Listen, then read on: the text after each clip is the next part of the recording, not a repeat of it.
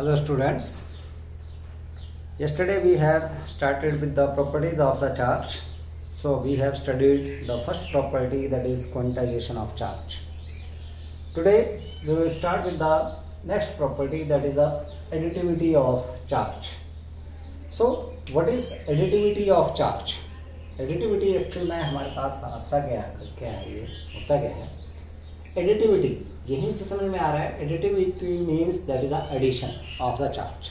So it is a property due to which the total free charge on any system is obtained by adding algebraically all the charges present anywhere in the system.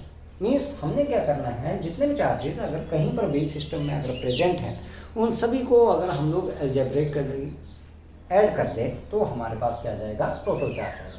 तो हमारे पास ये क्या हुआ, it is the property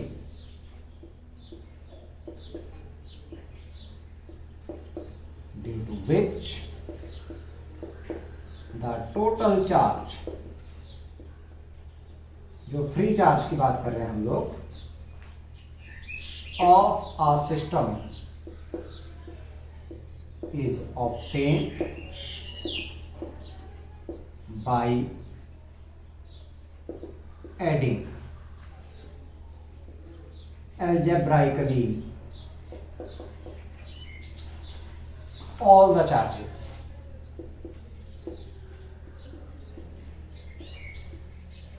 present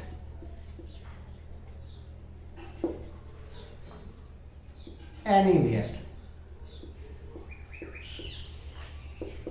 in the system. अब देखते हैं कैसे. अगर मान लो किसी सिस्टम में हमारे पास क्या है, देयर आर n चार्जेस. मान लो हमारे पास let a system contains n charges. n charges क्या आ गया आपके पास, q1, q2, q3 so on and qn. Then the total charge अगर हम लोग देखें on the system, that is this q, that is equal to q1 plus q2 plus q3 plus so on plus qn. This is the additivity of charge. Means हम लोगों ने क्या करना है, इनका अलजेब्रिकली सम देना. लेकिन यहाँ पर एक चीज का और ध्यान रखना है हम लोगों ने, that we have to use the sign conventions. ठीक है. So in case of the additivity of the charge, that we have to use the sign conventions. अभी साइन कन्वेंशंस क्या है, means for positive charge we have to put the positive sign and for the negative charge we have to put the negative sign. मान लो for example हमारे पास क्या दे रखा है, कुछ चार्जेस दे रखे हैं इस तरीके से. इसी सिस्टम के ऊपर चार्जेस हैं आपके पास plus q minus 2q plus 3q and minus 5q. इस तरीके से चार्जेस दिए गए. We have to find out the total charge on the system. मान लो हमारे पास total charge that is represented by capital Q, that is equal to plus q फिर minus 2q plus 3q minus 5q. Means हम लोगों ने addition करना है तो जहां पर नेगेटिव साइन है वहां पर क्या करेंगे, नेगेटिव साइन ही रखेंगे. Means we have to use the sign conventions. ऐसा नहीं है कि भाई नहीं, जो नेगेटिव है उसको भी क्या कर देना है, प्लस कर देना है. जब भी हम लोगों ने टोटल चार्ज निकालना है क्या करेंगे, हम लोग यहाँ पर साइन कन्वेंशंस का यूज करेंगे. So q that is equal to, ये देखें अगर हमारे पास तो आ रहा है प्लस का 4q और माइनस का अगर देखें तो कितना आ गया 7q. तो q that is equal to minus this 3. So the net charge of the system, that is a negative charge. So this is the additivity of charge. Means जब भी आप लोगों ने किसी भी सिस्टम के ऊपर टोटल फ्री चार्ज निकालना है तो अगर अलग अलग चार्जेस उसके ऊपर डिस्ट्रीब्यूट किए गए हैं, then we have to find out the algebraic sum of all the charges present on the system by using the sign conventions. ठीक है, इस तरीके से हम लोगों ने इसको यूज करना है. तो ये हमारे पास हो गई additivity of a charge, that is the second property of the charge. बात करते हैं हम लोग थर्ड प्रॉपर्टी की, that is conservation of charge.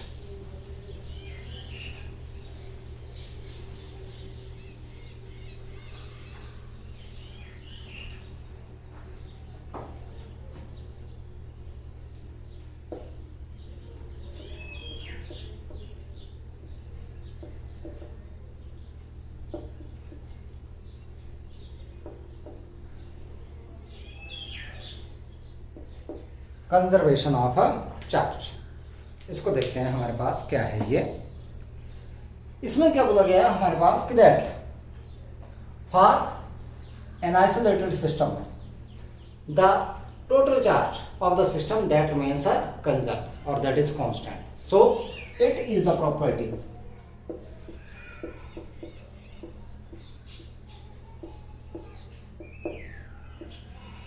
due to which the total charge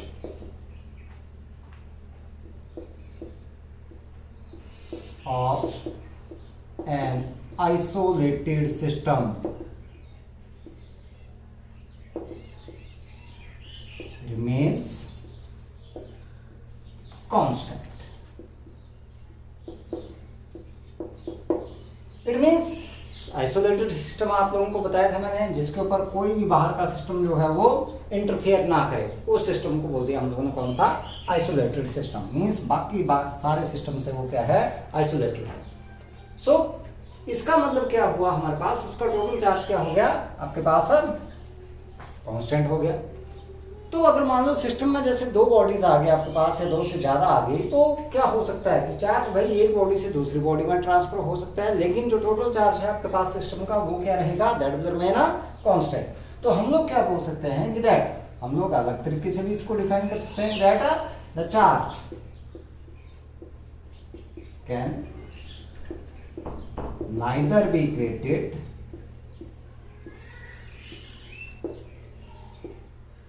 nor be destroyed। ना तो क्रिएट किया जा सकता है, ना ही किया जा सकता है destroy, but it can be transferred from one body to another body.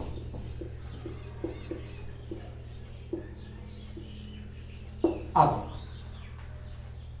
हम लोग एक एग्जांपल लेकर के चलते हैं। जैसे हम लोगों ने एक एग्जांपल दिया था,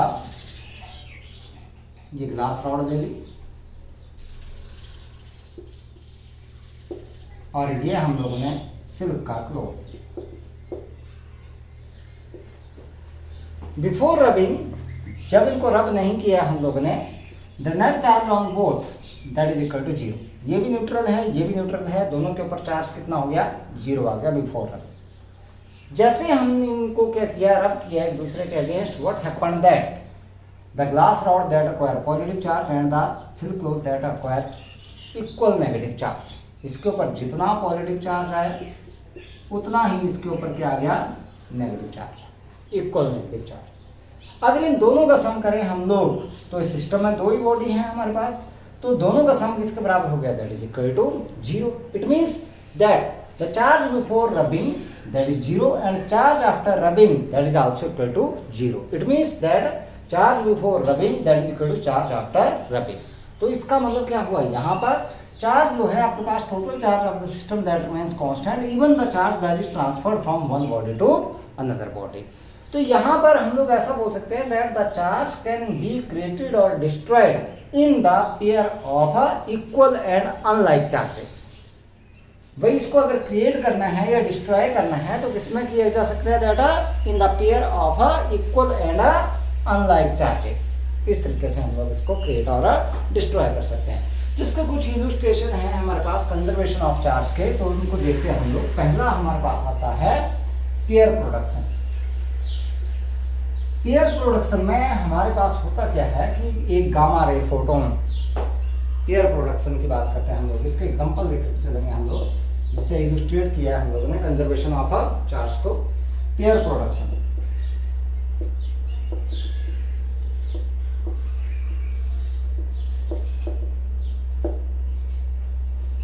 पेयर प्रोडक्शन में क्या होता है, एक gamma ray photon that split up into an electron and a positron.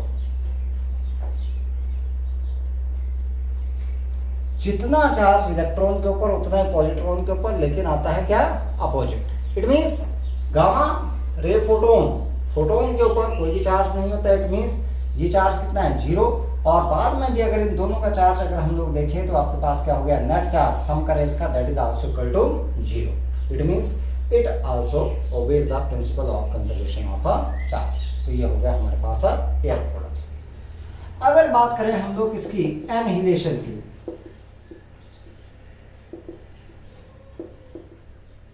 In annihilation electron and positron these recombine to form 2 gamma ray photon। अब इसमें भी देखें अगर हम लोग दोनों का नेट चार्ज यहां पर देखें, ये नेगेटिव और ये पॉजिटिव, नेट चार्ज दोनों का मिलाकर के देखें तो कितना हो गया आपके पास, दैट इज इक्वल टू 0, और गामा रे फोटोन का charge that is also equal to 0। It means आपके पास it obeys the principle of conservation of a charge, उसको भी करता है ये ओबे करता है। अब यहाँ पर आप लोग सोच रहे होंगे कि भाई जब ये टूटा तब तो एक इलेक्ट्रॉन और एक पॉजिट्रॉन हुआ, जब इनको मिलाया तो आपके पास 2 गामा रे फोटोन बन गए, ये कहाँ से बन गए? भाई जब भी हम लोग फ्यूजन करते हैं then we have to supply the energy. जो एनर्जी हम लोगों ने सप्लाई की दैट अपीयर, भाई एक तो हमारे पास रिलीज होगी किसकी वजह से, फ्यूजन की वजह से, वो एक गामा रे फोटोन की फॉर्म में होगी, और जो हम लोग ने सप्लाई की वो भी हमारे पास अपीयर होगी। तो ये किसके बराबर, एक तो सप्लाइड एनर्जी और एक कौन सी, इनकी वजह से जो फ्यूजन की वजह से एनर्जी जो आपके पास होगी, तो यहाँ पर 2 गामा रे फोटोन यहाँ पर निकलेंगे, ठीक है, इन case of the fusion. Okay, next one, third one, in the nuclear reaction, nuclear transformation की बात करें,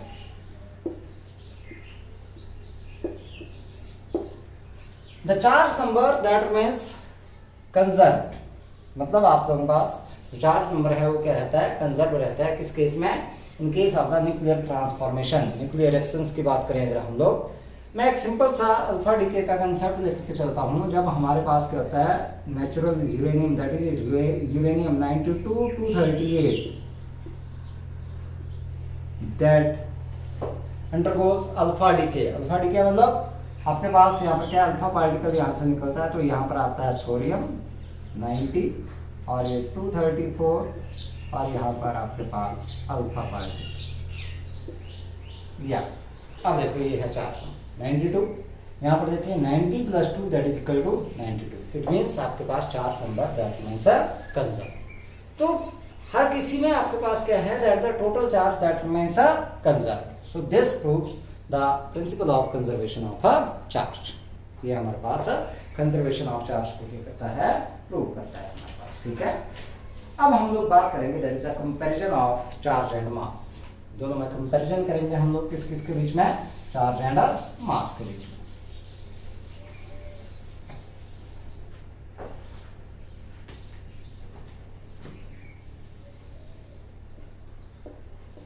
कंपैरिजन ऑफ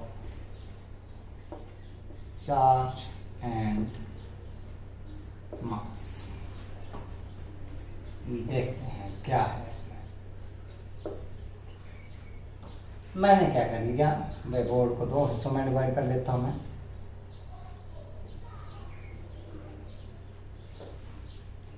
इस साइड को लिख दिया मैंने charge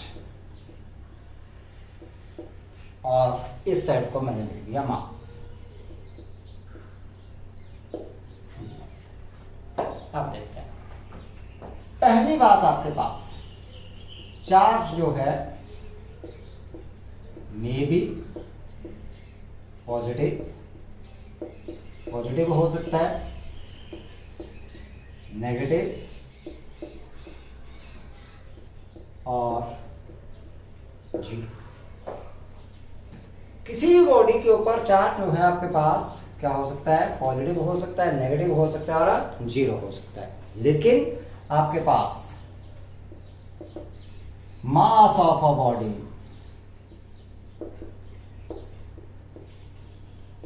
is a positive quantity,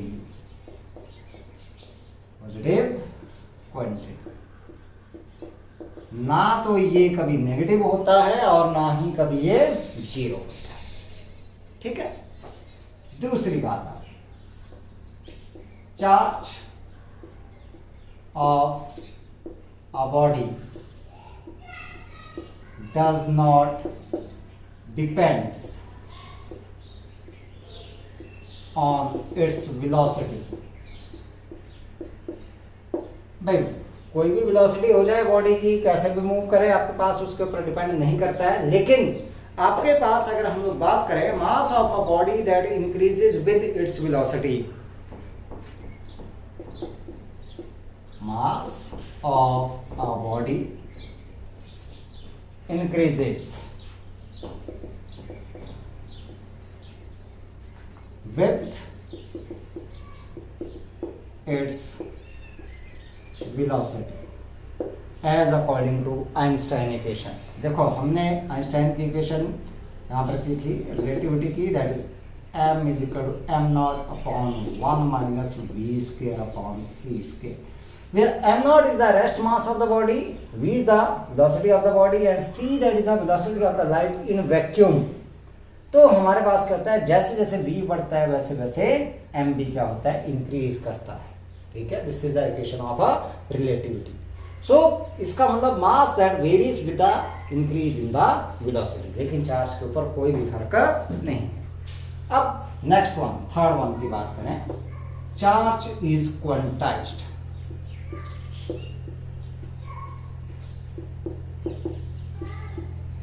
properties पढ़ी थी हम लोगों ने, क्वांटाइजेशन ऑफ चार्ज, लेकिन जो क्वांटाइजेशन है किसकी, मास की, quantization of mass is yet to be established. अभी तक भाई नहीं दी गई है क्या, quantization of a mass. Next one, fourth, अगर बात करें हम लोग, charge is always conserved.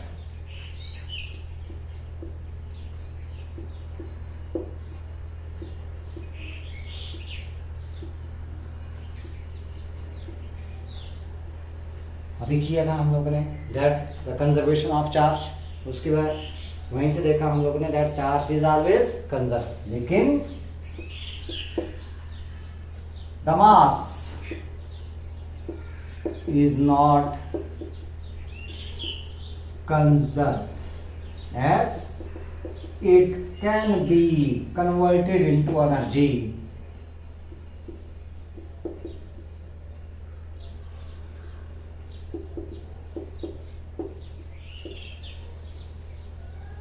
and vice versa।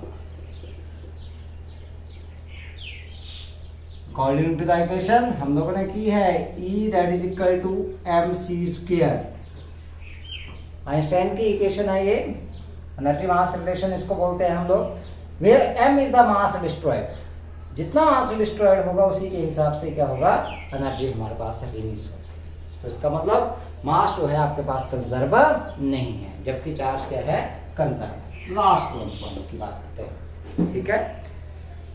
Force between the charges may be attractive or may be repulsive। Force between the charges may be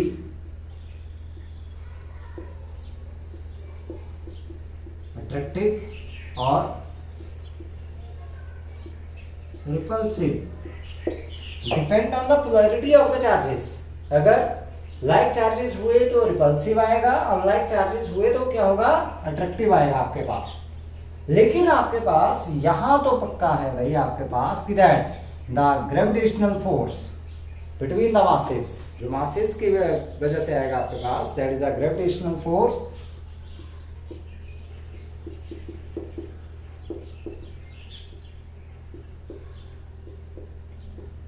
between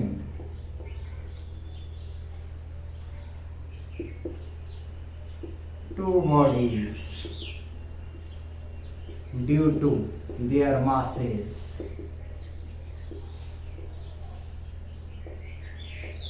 is always कैसा होता है, attractive. हमेशा कैसा आएगा आपके पास, अट्रैक्टिव। तो ये हमारे पास आ गए क्या डिफरेंसेस इसके बीच में, चार्ज और मास के बीच में। ठीक है, तो ये कर लेने हैं आप लोगों ने। अब हम लोग बात करते हैं थोड़ा सा किसके क्वेश्चंस की। क्वांटाइजेशन ऑफ चार्ज से रिलेटेड 2 क्वेश्चन हैं एनसीईआरटी के, एग्जांपल्स की बात कर रहा हूं मैं। वो एग्जांपल्स हम लोगों ने बात करनी है यहाँ पर।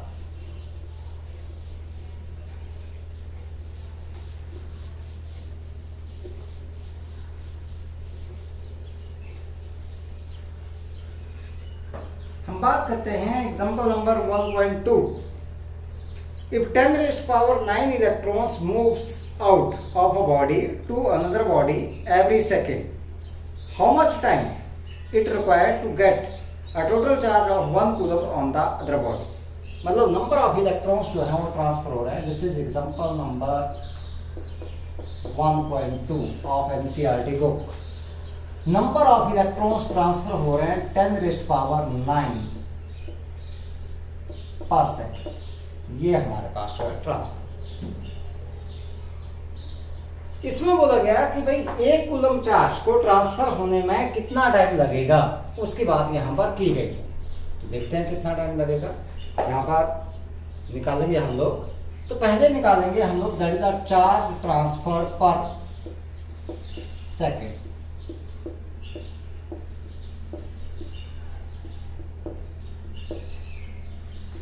Q that is equal to NE. So Q that is equal to NE कितना है 10 raised power 9 per second into E 1.6 into 10 raised power minus 19 coulomb. तो ये आपके पास आ गया कितना 1.6 into 10 raised power minus 10 coulomb per second, क्योंकि ये पर सेकेंड में था, ये किस में आ गया कूलम में आपके पास, तो कूलम पर सेकेंड। ठीक है, टोटल चार्ज कितना चाहिए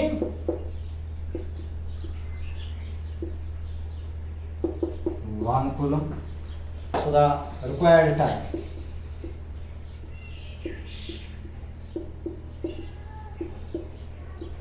T that is equal to Q upon Q, ये आ जाएगा हमारे पास। तो Q कितना है 1 coulomb divided by 1.6 into 10 raised power minus 10 coulomb per second. ये सेकंड ऊपर चला जाएगा, कूलम से कूलम कैंसल आउट हो जाएगा। So T that is equal to 1 upon 1.6 into 10 raised power 10 second. तो T that is equal to 100 upon 16 into 10 raised power 9 second. इसको अगर हम लोग डिवाइड करें तो हमारे पास आ गया T that is equal to 6.25 into 10 raised power 9 second. इतना ज़्यादा टाइम लगेगा और ये लगभग आपके पास 198 ईयर्स के बराबर जो है ये टाइम आ जाता है। अगर आप लोग इसको ईयर्स में कन्वर्ट करना चाहो तो कर सकते हो, otherwise there is nothing. आप लोगों ने यहाँ तक निकाल दिया, काफ़ी है आप लोगों के पास, बहुत ज़्यादा टाइम लगेगा। ठीक है, इतने इलेक्ट्रॉन्स पर सेकेंड ट्रांसफर होने के बावजूद आप लोगों के पास इतना ज़्यादा टाइम जो है यहाँ पर लगेगा। ठीक है, सेकेंड वन एग्जाम्पल नंबर 1.3 की बात करते हैं हम लोग।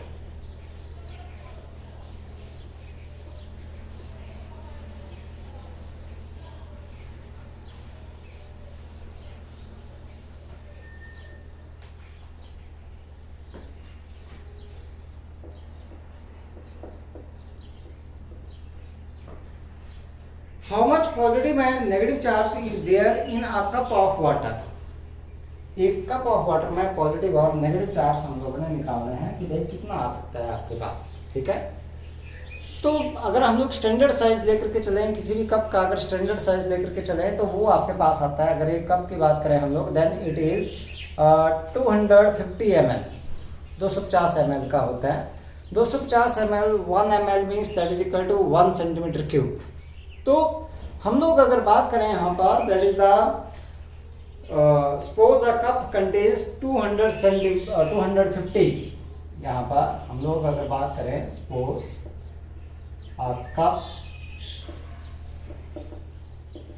Contains 250 centimetre cube of water. ये 250 ml 1 ml that is equal to 1 centimetre cube. अब क्योंकि वाटर की डेंसिटी आती है 1 ग्राम पर सेंटीमीटर क्यूब, इसका मतलब हमारे पास 1 सेंटीमीटर क्यूब का जो वेट है वो कितना आ जाएगा, 1 ग्राम आ जाएगा। तो 250 सेंटीमीटर क्यूब का कितना हो गया आपके पास, दैट इज 250 ग्राम। ठीक है, सो हम लोग क्या बात करेंगे यहाँ पर, that is a mass of 250 centimetre cube of water, that is equal 250 ग्राम। आप सभी को पता है कि that the molecular weight of water.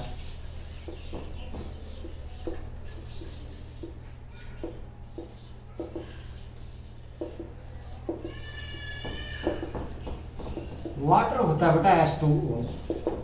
देखो हाइड्रोजन का 1 आता है, 2 हाइड्रोजन है, 1 + 1 2, और ऑक्सीजन का 16, 2 + 16 दैट इज इक्वल टू 18 हो गया आपके पास। So number of atoms,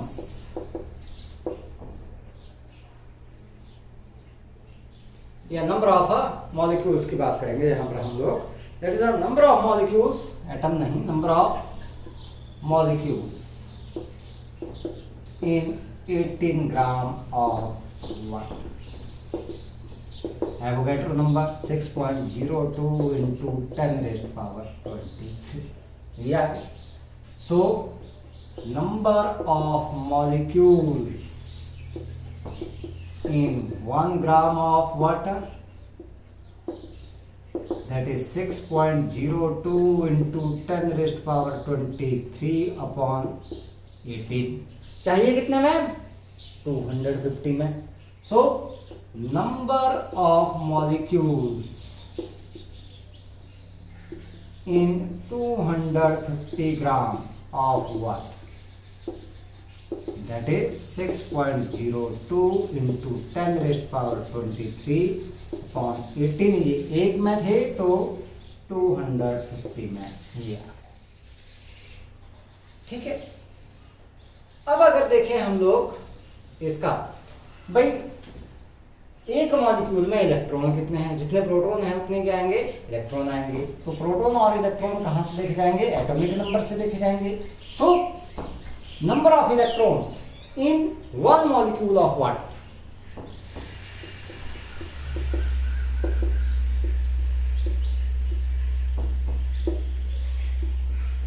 one molecule of water H2।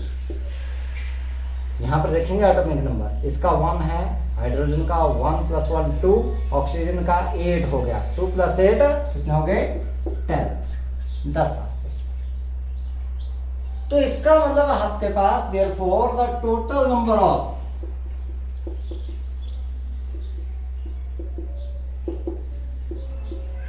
electrons in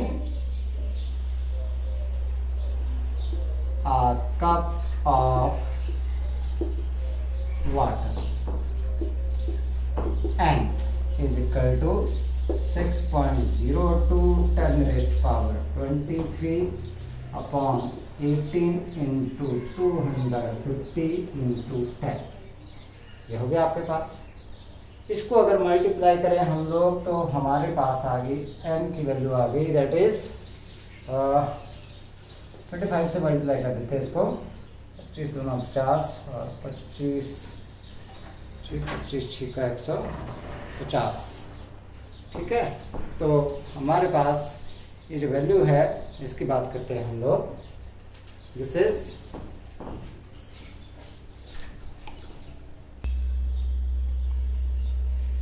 so here n is equal to, अगर हम लोग मल्टीप्लाई करते हैं इसको, कितना आ गया आपके पास, ये 10 रेस्ट पावर 23, तो 0 ये आ गई, तो 10 raised power 23 plus 2 10 raised power 25 से इसको मल्टीप्लाई कर दें तो ये आपके पास आ गया कितना, 150.5 डिवाइडेड बाई 18, और इसको डिवाइड करें तो हमारे पास आ गया 8.364 इंटू 10 रेस्ट पावर 25, ये आ गया n की वैल्यू।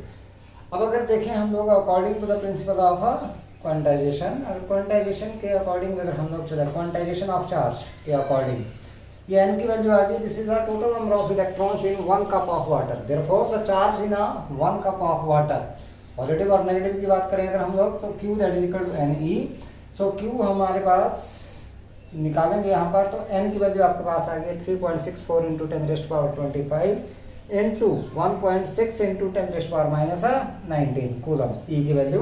तो इसको मल्टीप्लाई करेंगे तो हमारे पास आ गया 13.38 into 10⁻6 coulomb.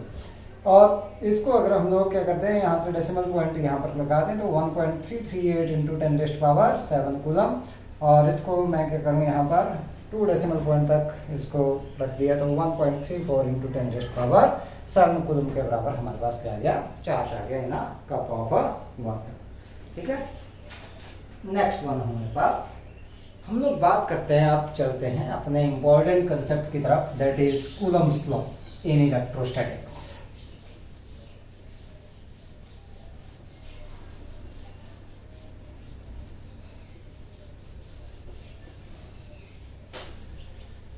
Coulomb's law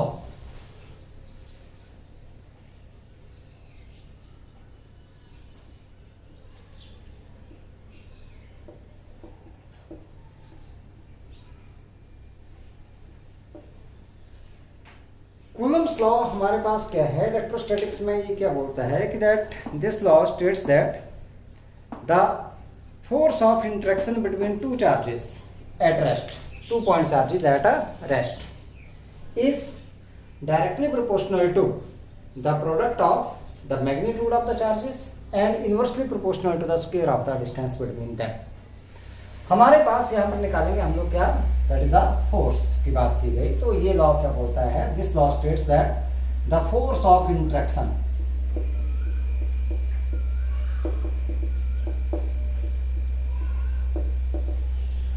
interaction का मतलब क्या हो गया, दैट इज अट्रैक्शन और रिपल्सन, कोई सा भी हो सकता है हमारा, between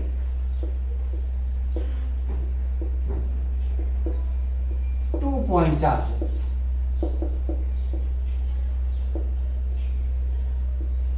at rest is directly proportional to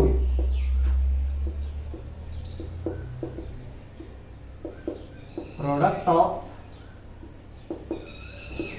magnitude of their charges and inversely proportional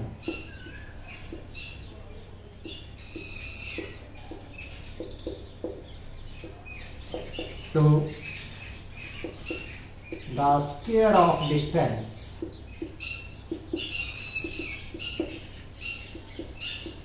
between them। अब देखो क्या है, अगर मान लो हमारे पास क्या है, कोई दो चार्जेस मान के चलते हैं हम लोग, लेट एनी टू चार्जेस, ये दो चार्जेस मान दिया हम लोगों ने Q1 एंड Q2। ये हमारे पास आ गया charge Q1 and this one is charge Q2। These are separated by distance R। मान कर चलते हैं हम लोग, ये हमारे पास स्टेटमेंट हो गई, the force of interaction that is attraction और रिपल्सन। मीन्स हमारे पास अगर अनलाइक चार्जेस हुए तो फोर्स आएगा अट्रैक्शन, और अगर अनलाइक चार्जेस हुए लाइक चार्जेस हो गए तो हमारे पास क्या हो गया, रिपल्सन हो जाएगी। Between 2 point charges at rest is directly proportional to the product of magnitude of the charges, product of the magnitude of the charges। ठीक है, and inversely proportional to the square of the distance between them। ठीक है, अब देखते हैं हम लोग यहाँ से, मान लो हमारे पास क्या है कि दो चार्जेस यानी two charges Q1 and Q2, इसी को हम लोग बात करेंगे यहाँ पर। Let the two charges 2 point charges, ये हम लोगों ने ले लिए Q1 and Q2 are separated by distance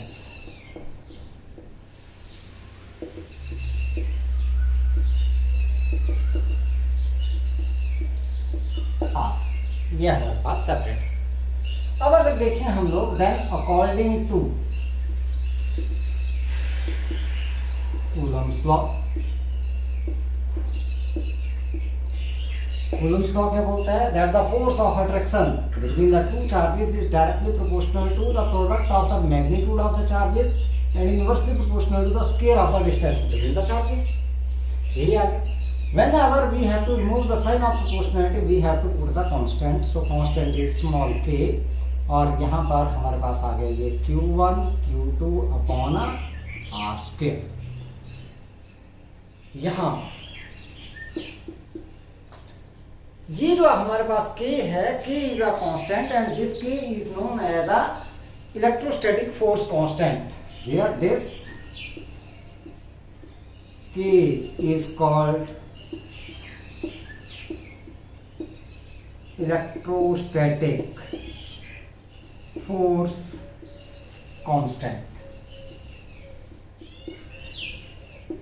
इसकी जो वैल्यू है ये दो चीजों के ऊपर डिपेंड करती है, ध्यान दें आप लोग। एक तो आपके पास ये जो वैल्यू है that depend on the medium which separates the two charges, मतलब दो चार्जेस के बीच का जो मीडियम है उसके ऊपर डिपेंड करेगी, ठीक है।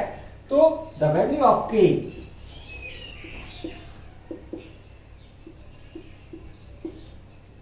depends on the medium between the charges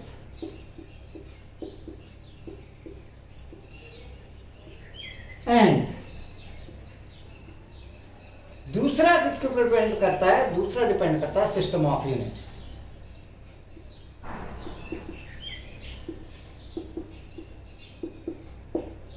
अगर मैं बात करूं फॉर फ्री स्पेस,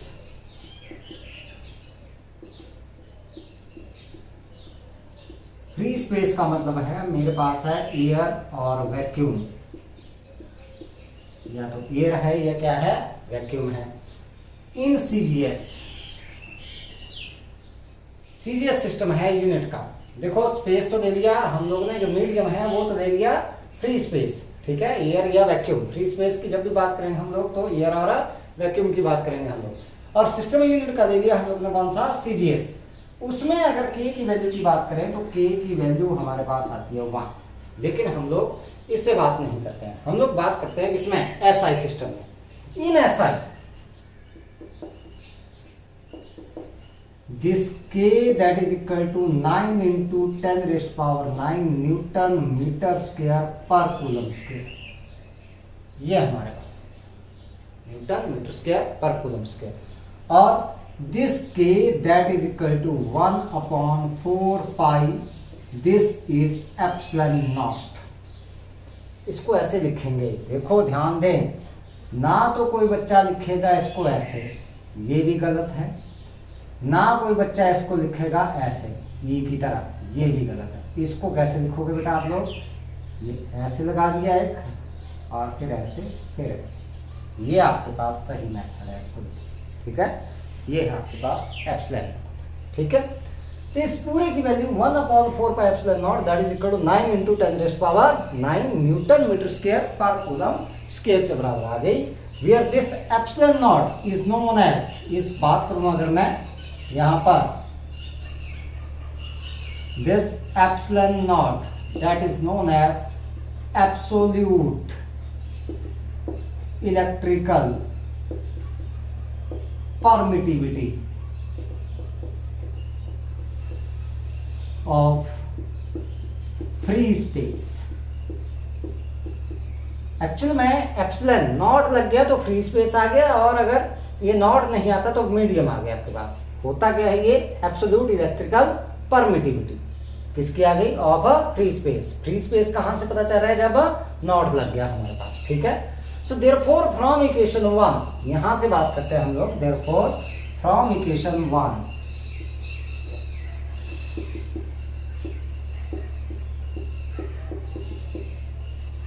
क्या है आपके पास?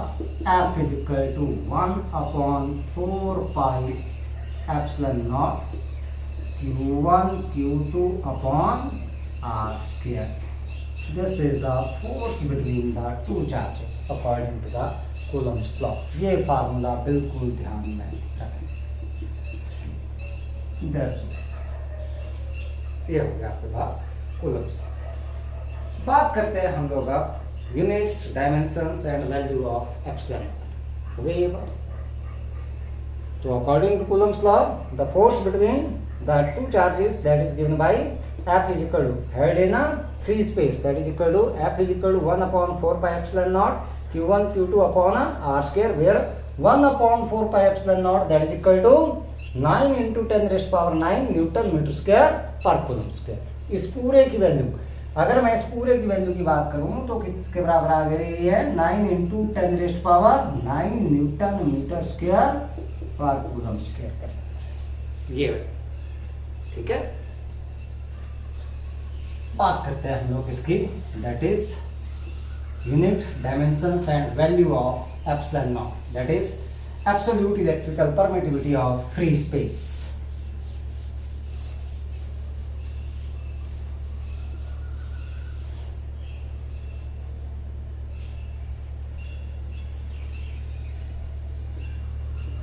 यूनिट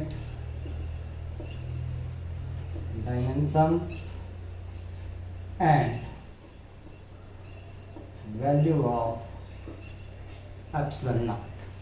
पहली बात हमारे पास हमें पता है कि that this F is equal to 1 upon 4 pi epsilon naught Q1 Q2 upon R square। यहां से मैं निकालूं epsilon naught that is equal to 1 upon 4 pi F Q1 Q2 upon R square. Charge के यूनिट जो है वो coulomb आते हैं, तो पहले मैं बात करता हूं यूनिट ऑफ एप्सिलॉन नॉट। देखो 4 पाई के तो कोई है नहीं, इसके हैं 1 अपॉन ये आगे फोर्स के मीटर, इसके आगे कूलम, इसके भी कूलम, तो आगे कूलम इंटू कूलम अपॉन ये आर डिस्टेंस है तो मीटर स्क्वायर, तो आपके पास आ गई ये कूलम स्क्वायर पर न्यूटन पर मीटर स्क्वायर। ये हो गया इसके यूनिट, ऐसा ही कूलम स्क्वायर पर न्यूटन पर मीटर स्क्वायर। दूसरी बात करते हैं dimensions of epsilon naught is equal. अगर मैं बात करूं चार्ज के डायमेंशंस 80 इंटू 80 अपॉन फोर्स के dimensions M1 L1 T minus 2 और इसके R स्क्वायर के मतलब डिस्टेंस का स्क्वायर L2। तो हमारे पास आ गया यहाँ से M माइनस 1 ये ऊपर चला गया, L हो गया 3 यहाँ पर, तो आपके पास ऊपर जाएगा तो L माइनस 3, T माइनस 2 यहाँ पर ऊपर जाएगा प्लस का 2 और T2 यहाँ पर है तो T पावर हो गया कितना 4 और A हो गया आपके पास 2। This is the dimensions. ठीक है, M minus 1 L minus 3 T4 A2। बात करते हैं वैल्यू ऑफ एप्सिलॉन नॉट। हमें पता है that 1 upon that is K is equal to 1 upon 4 pi epsilon naught. K की वैल्यू हमने निकाली है कितनी 9 into 10 raised power 9 newton metre square per coulomb square is equal to 1 upon 4 pi epsilon. तो epsilon naught किसके बराबर आ गया 1 upon 4 pi into 9 into 10 raised power 9 newton metre square per coulomb square. इसको अगर मैं पूरे को देखूं तो मेरे पास कितना आ गया, इसको अगर सॉल्व कर दूं तो ये सॉल्व करके आ जाएगा 8.85 into 10 raised power minus 12 coulomb square पर न्यूटन पर मीटर स्क्वायर। ये वैल्यू ध्यान में रखनी है, बाद में यूज करनी है हम लोगों को। 8.85 10 raised power minus 12 coulomb square पर न्यूटन पर मीटर स्क्वायर। ठीक है, तो ये वैल्यूज निकल गई, यूनिट निकल गए हमारे पास और डायमेंशंस भी निकल गए किसके एप्सिलॉन नॉट। हम बात करते हैं Coulomb's law in vector form.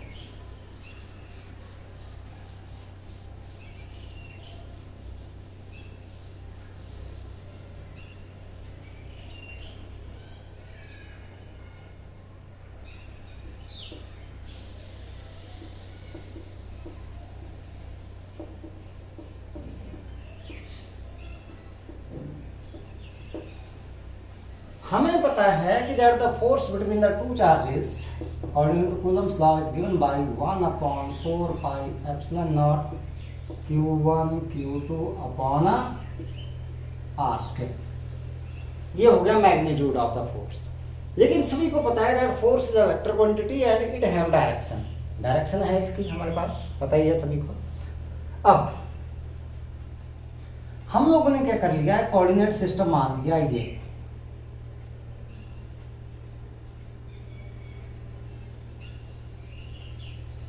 Let this one is the x-axis, this is y-axis and this one is z-axis। ये O आ गया हमारे पास। यहाँ पर एक चार्ज मान लिया हम लोगों ने A के ऊपर, पॉइंट A मान लिया,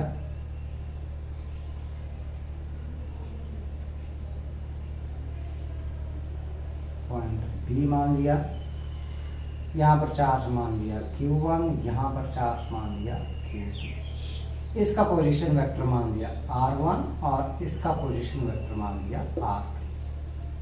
और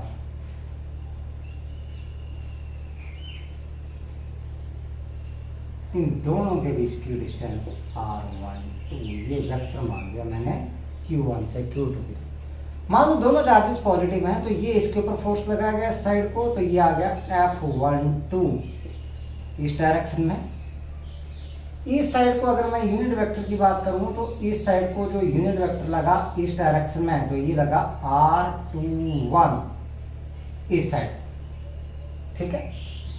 और इस साइड को लगा तो आपके पास कौन सा लगा, R12। इस साइड की बात करें तो इस साइड को यूनिट वेक्टर है R12, ये हमारे पास ऐसा। यहाँ पर 2 के ऊपर फोर्स है, तो ये आ गया F21 force on second charge due to first. हमने क्या माना है यहाँ पर, let that R1 is equal to OA is the position vector of charge Q1,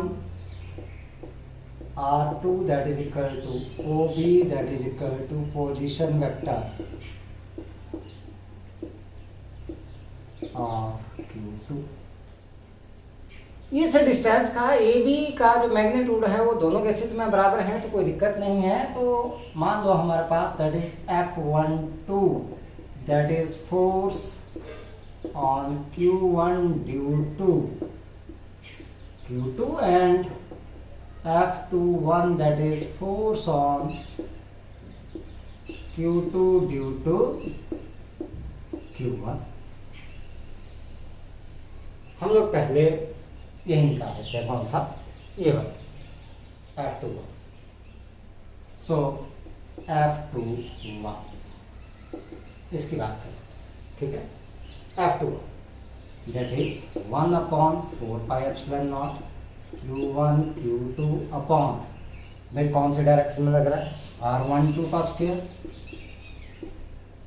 और इसकी साइड को अगर मैं यूनिट वेक्टर की बात करूं, कौन सा आ रहा है, अगर मैं बात करूं कौन सी, F21, तो इसकी साइड को आ रहा है आपके पास कौन सा, R12, ये यूनिट वेक्टर है।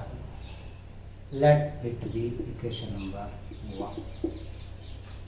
अगर मैं निकालूं F12 ये वाला, तो 1/4 pi epsilon naught Q1 Q2 upon R12 का स्क्वायर। R21 लिखूं तो भी वही बात है, मैग्नीट्यूड की बात कर रहा हूं मैं यहाँ पर।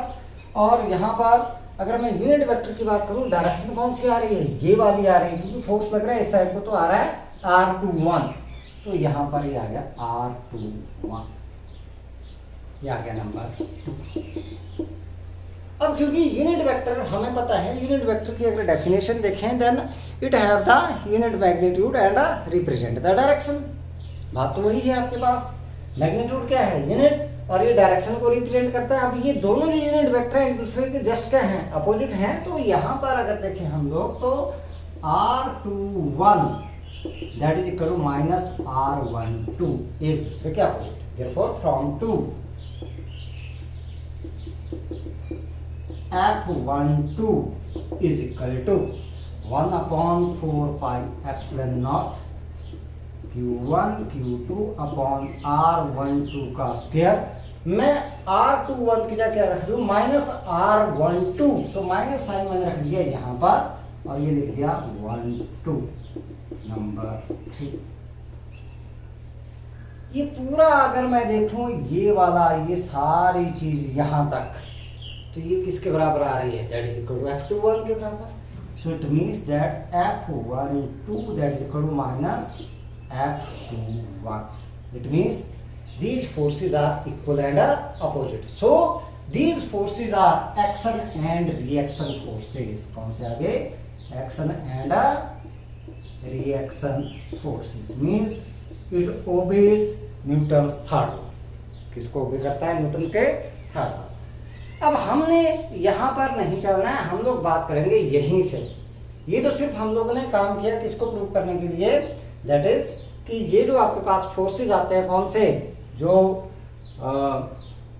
इलेक्ट्रोस्टैटिक फोर्सेस हैं दो चार्जेस के बीच में, these are action and reaction forces, means equal and opposite forces है। जितना एक दूसरे के ऊपर लगाएगा उतना दूसरा दूसरे के ऊपर लगाएगा, लेकिन अपोजिट डायरेक्शन में लगाएगा। हम लोग बात करते हैं यहीं से, फिर से चल रहे हैं कहां से, यहीं से अगेन फ्रॉम इक्वेशन 1।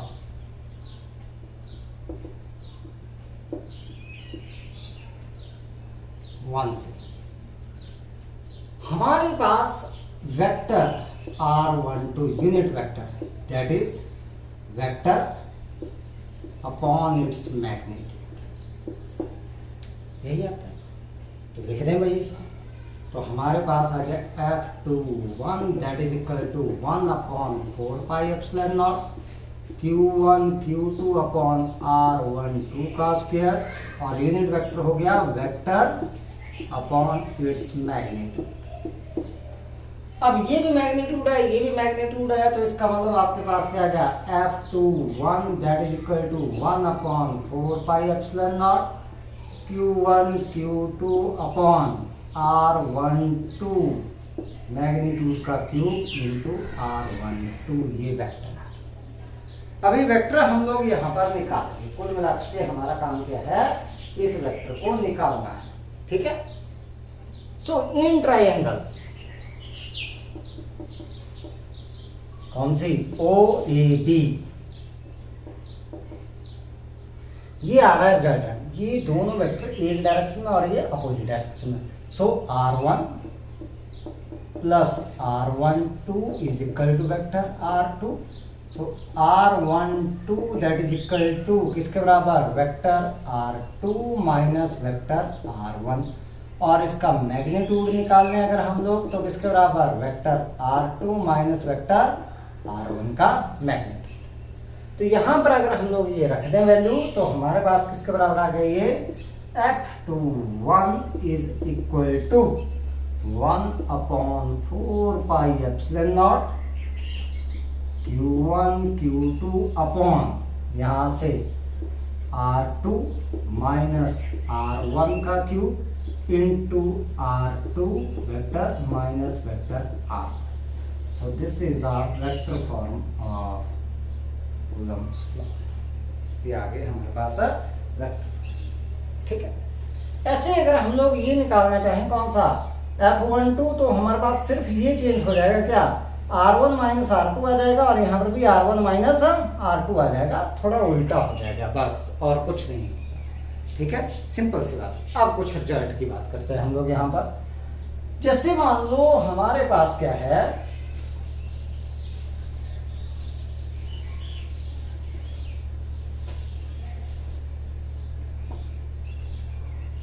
हमने फोर्स निकाला, कुछ रिजल्ट्स निकालेंगे हम लोग यहाँ पर। ये एग्जाम में क्वेश्चन पूछा था पहली बार, if Q1 into Q2 is greater than 0, मतलब इन दोनों का प्रोडक्ट क्या है, ग्रेटर देन 0। ग्रेटर देन 0 का मतलब हो गया पॉजिटिव। इसका मतलब आइदर बोथ आर पॉजिटिव और आइदर बोथ आर नेगेटिव, या तो दोनों पॉजिटिव हैं या दोनों क्या हैं, नेगेटिव है, क्योंकि तभी भाई आपके पास प्रोडक्ट क्या आ रहा है, पॉजिटिव आ रहा है। ग्रेटर देन 0 का मतलब पॉजिटिव, या तो माइनस इंटू माइनस हो रहा है या फिर प्लस इंटू प्लस हो रहा है, तभी आपके पास क्या आएगा, पॉजिटिव आएगा प्रोडक्ट। तो इसका मतलब चार्जेस क्या हो गए, लाइक चार्जेस, तभी क्या आ रहा है, ग्रेटर देन 0 आ रहा है। तो लाइक चार्जेस क्या करते हैं, रिपेल करते हैं। Then the force between the charges is a repulsive, so the nature of force is a repulsive.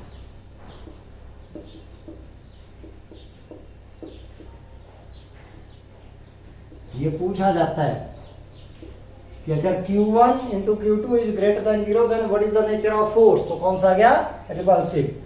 और दूसरी बात आपके पास, if Q1 into Q2 is less than 0, ऐसे हो गया हमारे पास, लेस देन 0, उस केस में आपके पास the nature of force is, देखो लेस देन 0 कब आएगा, लेस देन 0 का मतलब है नेगेटिव। नेगेटिव कब आएगा, जब एक चार्ज नेगेटिव और दूसरा क्या है, पॉजिटिव, मतलब दोनों चार्जेस क्या हो गए, अनलाइक हो गए। तो अनलाइक चार्जेस क्या करते हैं, अट्रैक्ट करते हैं। तो इसका मतलब आपके पास नेचर ऑफ फोर्स क्या आ गया, यहाँ पर अट्रैक्टिव। दोनों चार्जेस क्या करेंगे, एक दूसरे को अट्रैक्ट करेंगे, ठीक है। तो ये हम लोग ने यहाँ से ध्यान रखना। अब बात करते हैं हम लोग यूनिट्स ऑफ चार्ज, डिफाइन करेंगे हम लोग।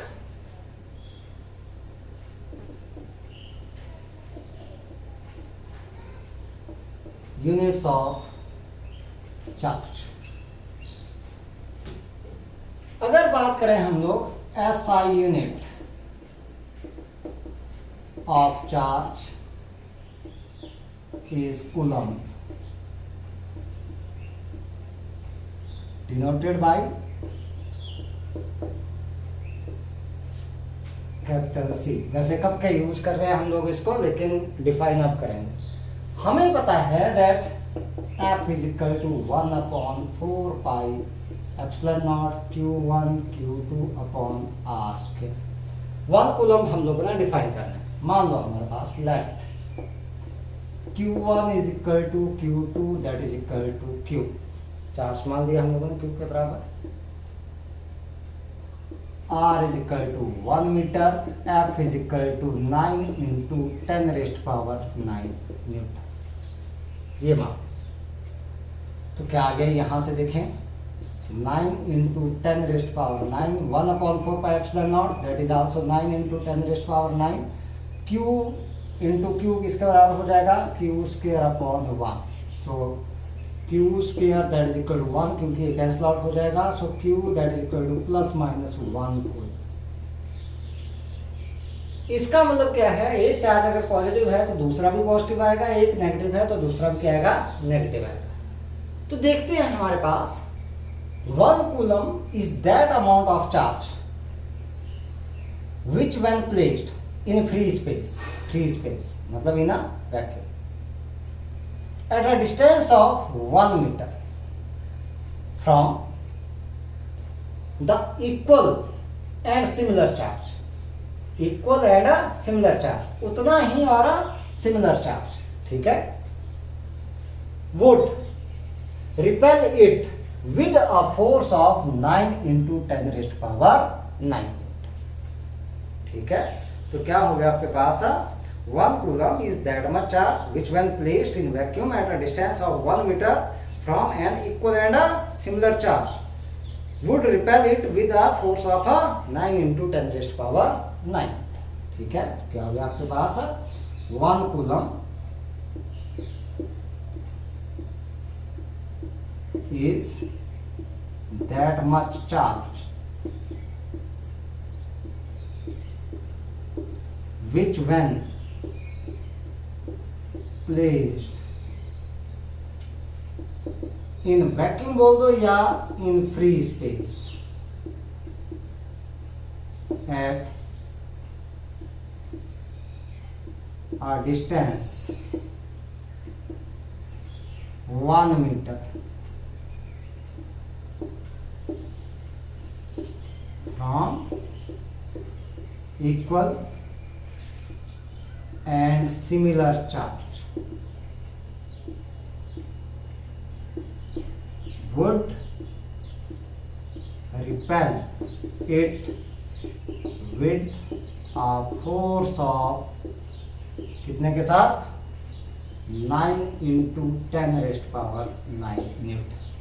ये हमारा, ठीक है। अगर बात करें हम लोग, ये तो हो गया एसआई यूनिट हमारे पास, ठीक है, हमने डिफाइन भी कर दिया, 1 कूलम को डिफाइन कर दिया। बात करते हैं हम लोग इसकी सीजीएस यूनिट की। तो सीजीएस यूनिट देखते हैं हम लोग। CGS unit of charge is electrostatic unit of charge और स्टैट कूलम।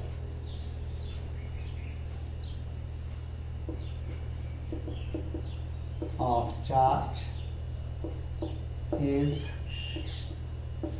electrostatic unit, इसको करते हैं हम लोग ESU, electrostatic unit of charge और स्टैट कूलम, ध्यान दें STAT, स्टैट, ठीक है। अब अगर बात करें हम लोग कि charge on an electron that is 4.8 into 10⁻⁻10 stat coulomb, ये आता है हमारे पास। अगर स्टैट कूलम में देखें तो एक इलेक्ट्रॉन के ऊपर इतना चार्ज है, लेकिन अगर कूलम में देखें तो हमारे पास चार्ज कितना है, ये 1.6 into 10⁻⁻19 कूलम, किसके बराबर हो गया 4.8 into 10⁻⁻10 स्टैट कूलम के बराबर। यहां से 1 कूलम की वैल्यू निकालो, 1 coulomb that is equal to 4.8 into 10⁻⁻10 upon 1.6 into 10⁻⁻19 stat coulomb. तो इसको अगर हम लोग सॉल्व करें, 16 3 48 और ये 10⁻⁹ स्टैट कूलम और इलेक्ट्रोस्टैटिक यूनिट, ये दोनों के बीच में रिलेशन 10⁻⁹ है, ठीक है। बस another unit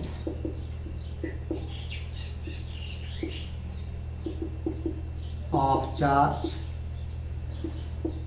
is electromagnetic unit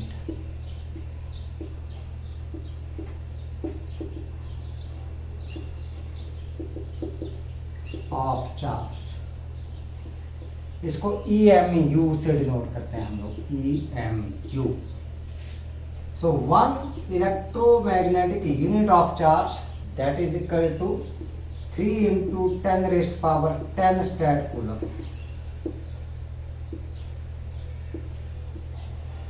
इसका मतलब एक कूलम आपके पास किसके बराबर हुआ, 3 into 10⁻9 स्टैट कूलम के बराबर, तो ये बच गया किसके बराबर, that is equal to 10 coulomb. ये आपके पास, ठीक है। सो स्टैट कूलम बोल दो इसको या इलेक्ट्रोस्टैटिक यूनिट बोल दो, एक ही बात है, ESU भी बोल सकते हैं, ठीक है। तो आज हम लोग इतना ही करेंगे यूनिट ऑफ चार्ज के ऊपर ही, और बाकी लेकर के चलेंगे हम लोग नेक्स्ट लेक्चर में। तो तब तक के लिए आप लोगों ने इतना ही करना है, इसको अच्छे से आप लोगों ने रिवाइज करना है, ठीक है। Thank you and have a nice day.